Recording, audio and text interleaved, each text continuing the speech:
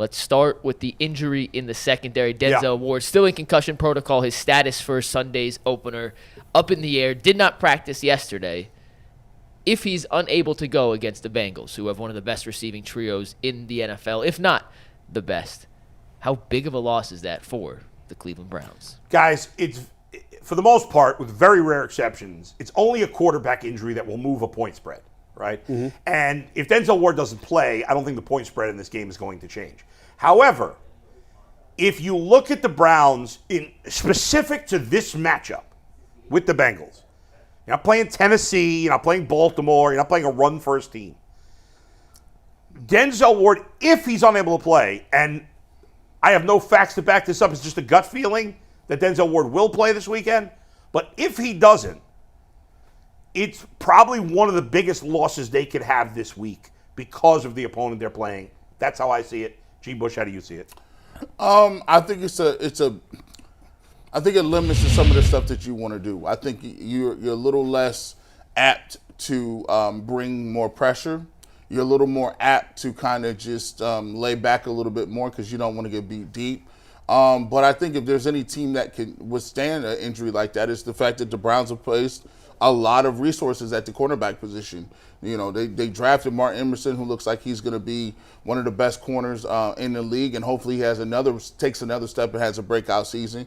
Greg Newsome, who you spoke about wanting to play outside and having the ability to do so, he's a first-round draft pick that they've put some resources into. So, you know, they have guys that can match up. It's just whether or not they have the depth in the, I would say, the luxury of doing certain things now because they don't have those three corners playing, which they believe they have three starting corners. They have three starting corners that could be number ones on other teams, so they're not going to have the opportunity possibly to do some of the things they want to. But like you said, I don't think this should move the needle in terms of, okay, are they going to win or lose the game? I only think that happens when you take quarterbacks and guys like that out. So, yes, it's an issue, but I don't think it's going to be a big deal that's going to cost them and move the needle one way or the other in terms of winning the game. Well, they certainly have a lot of experience playing without Denzel Ward, right? Like he gets hurt every year. You know he's going to miss 3-4 games every year. So from that perspective, they're kind of used to it, but they know how to play without him. Obviously, it's a big loss against a team with three top-tier wide receivers. Personally, I think Martin Emerson's going to be number one cornerback on this team by the end of the year. I've been high on him all summer. I've said that. I think he's coming. I know we only have 1 year of evidence, and there's a lot of guys that fall in their second year. I don't think that's him. Just the way that he plays, his size, I love everything about his game. I think he's the number one cornerback on this team by the end of the year. So the fact that you could slide him over to Jamar Chase, I think negates a little bit of the Ward injury. And they are deep at corner. You're right, G. Greg Newsome could start on quite a number of teams in the NFL. Obviously, you want Denzel Ward out there. Not having him hurts, yes. But I just think that they're used to playing without him at this point. I am concerned about Denzel. We've talked about that at length. I'm not terribly surprised he hasn't been cleared yet just because of the amount of concussions he's had. Hopefully he's back. You know, if he's not back by Thursday, Friday, you know, I think you go on without him at that point. No doubt. Yeah, I mean, if he doesn't practice by Thursday, then you start wondering. I think the thing is in this match, like Denzel Ward's played very well against the Bengals. Yeah. He's played very well against Joe Burrow. He had the pick six in Cincinnati, right? He pick sixed them. Yes, he did. And that was a game-changing play. Absolutely. That was a game. Well, you know, who knows how the game would have went there, but like the Bengals had been moving the ball, and he just pick sixed them, and they fell apart after that, which we don't see. Yeah. Now the Browns have played better for whatever reason, matchups, whatever they are. The Browns, and I'm not even going to include Burrow's rookie year because his rookie year, the Bengals were not any good. But in the last 2 years against Joe Burrow, the Browns have still gone 2-1 in the last 2 years when the Bengals have gone to the Super Bowl and the AFC Championship game. I would say, as someone who watches the Browns every week and someone who watches the Bengals every week, that the Browns have played better football against Joe Burrow and the Bengals than any other team. I can't really explain it. There is no explanation like for it. This year it would make sense because I think the Browns are really good this year. The last 2 years the Browns weren't very good. But they played great against the Bengals. Now, the last time they played, the Bengals won the game. The game was in Cincinnati. He hasn't won in Cleveland. Is there something in his head? I don't think so. Is it just something about this matchup? Maybe. Myles Garrett and Denzel Ward, though, in particular, those two players have played great against the Bengals. Now, Ward might not play.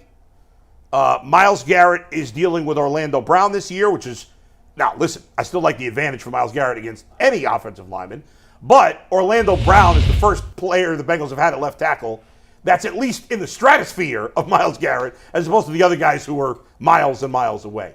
Will that make a difference? I don't know, but those two guys have their stars. Those two stars have starred against the Bengals. G. Bush, before you go, can I just read you some Myles Garrett's versus Cincinnati stats to put this into context? In 5 games against Joe Burrow. Yeah. 5 games. Myles has 9 sacks and 30 pressures. Yeah, that's 1.8 sacks and 6 pressures per game against that is Joe crazy. Burrow. Yeah. That is crazy, and Ward's played great against them too. Those guys have played their best football against the Bengals. Well, they're going to need it because now, the rush and the back end go hand in hand. If Myles Garrett can get pressures and Zadarius Smith can get pressure, they can get pressure up the middle. And Joe Burrow is a guy who, and I think his mobility is underrated. I think he can move around. He moves around and makes plays. But will his calf injury prevent him from being as mobile? That we don't know. That's where I was going with it. Yeah. I want to see if he can do that. If I'm Jim Schwartz, I want to get him off his spot. I want him to have to run and scramble and move and step up in the pocket and do all those things because he's a very instinctual player. Sometimes when you're playing with an injury, you forget you're injured. You just go to step up and take off and run, and you're like, whoa, I forgot. I was a little hobbled right here. So if they could get to him and make him and put him on the ground a little bit, that's where covering up for Denzel Ward comes in. The scheme, how much pressure you're going to get. And one thing that I don't think they should let Joe Burrow do is I don't think they should let him get settled in. He may have a little calf injury, but if you let him get settled in and he starts getting in rhythm, 3-4 passes, he starts diming you out, now all of a sudden he's forgot all about the leg, none of that. He's not even thinking, he's just out here cooking you right now. And the goal should be get him to think about what's going on and have to have that pressure, but that's easier said than done. Jason, I think if Ward can't go, and that's a big if, but if he can't, it may not be about Jamar Chase, because I think you're right. I think Emerson can play with Chase. I mean, Chase is hard to guard no matter who it is. But the question is, who are they putting on Tyler Boyd in the slot? Yeah. That's the big question. Because Tyler Boyd, in terms of a third receiver, is as good as it gets. He's got great hands. I think he dropped one ball all of last season, if I remember correctly. Like, the guy doesn't drop the ball. If he gets it thrown to him, he's almost always going to catch it. And they don't really have a slot answer if Denzel Ward's not playing. I mean, not many teams have a good fourth corner. They may have a slot answer if Newsome stays in the slot, but then it comes down to who do they put on the outside. Okay, that's fair. But then that guy's got to deal with T. Higgins. And that's even a more difficult challenge, and that's where the guy they just picked up from the Chiefs, is he already CB4? Well, I doubt it. Because A.J. Green was the guy running in that spot. I mean, is Mitchell still in the protocol? Like, did Mitchell get hurt?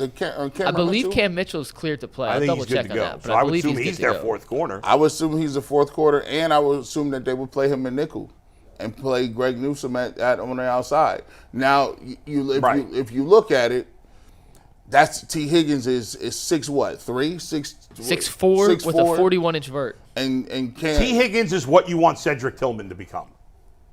Yes. Right? I mean, he's got that type of game, doesn't he? That type of body. And plus, but Greg Newsome is one of the shorter corners that they have. Yeah. He's 5'10".